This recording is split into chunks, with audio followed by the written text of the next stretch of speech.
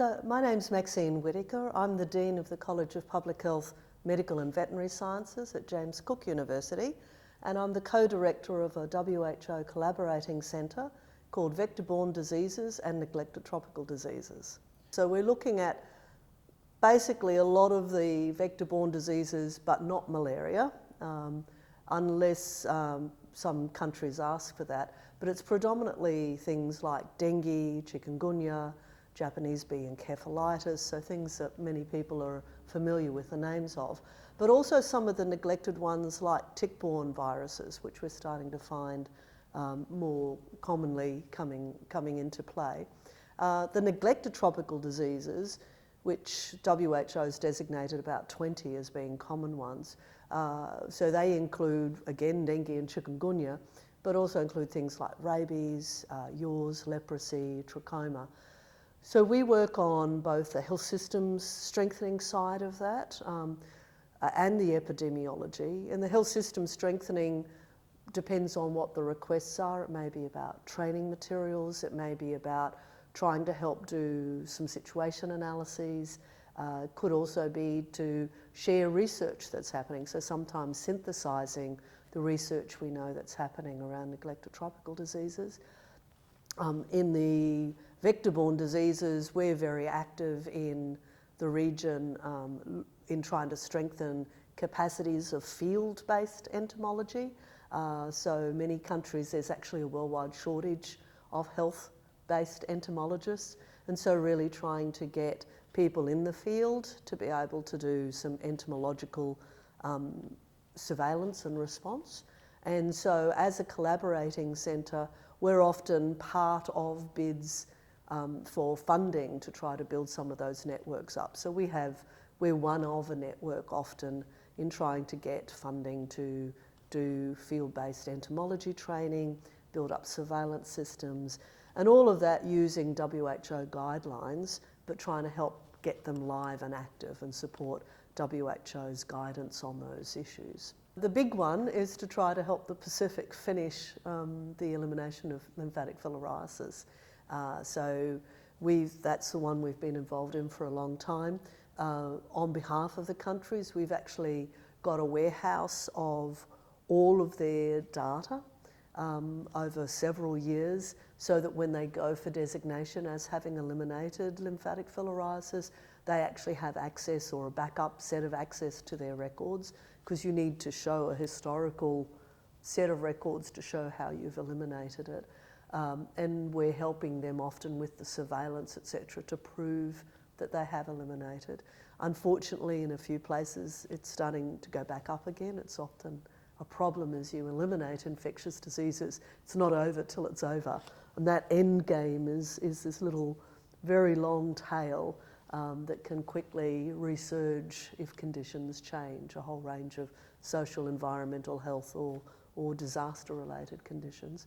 So helping finish that off, I was just in Papua New Guinea on the weekend, and they're trying again to really have a big effort to eliminate lymphatic filariasis. They're one of the few that in the Pacific that really has not been able to be very successful for a range of reasons, and so hopefully helping Papua New Guinea finish that off. So in the Pacific, helping get that end game and have the Pacific at least rid of one neglected tropical disease that has been a scourge for a long time would be useful.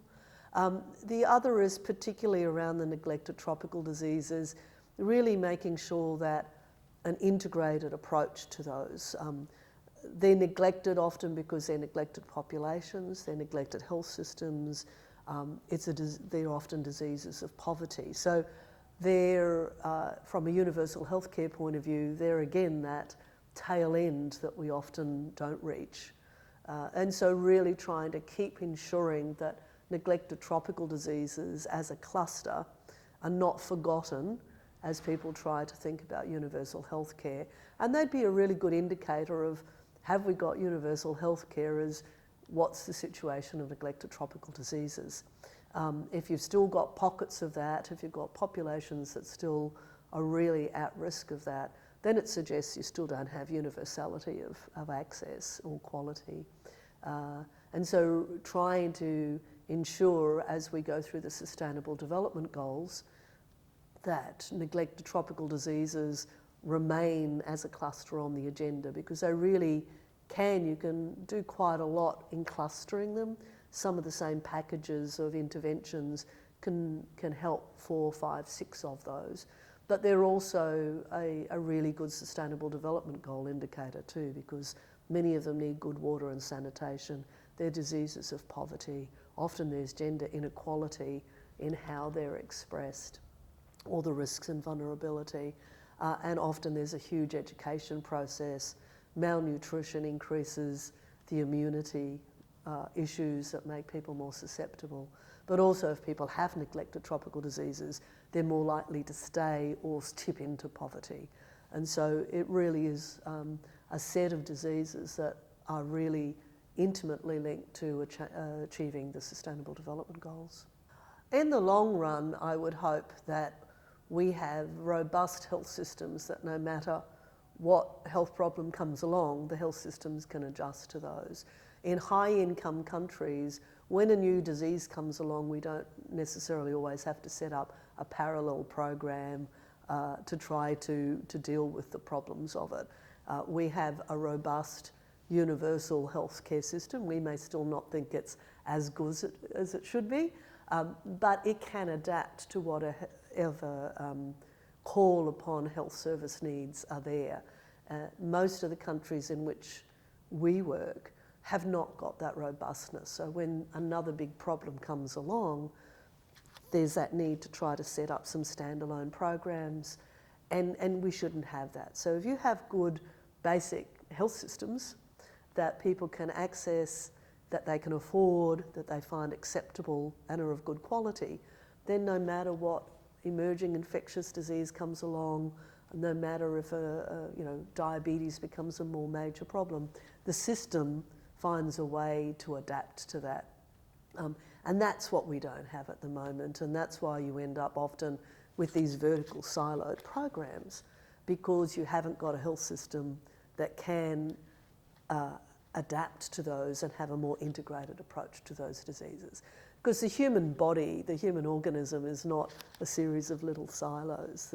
These are all interrelated. It's a false dichotomy to say communicable diseases and non-communicable diseases. Many of the non-communicable diseases have a communicable disease origin, but also if you've got a non-communicable disease, people with diabetes more susceptible getting tuberculosis.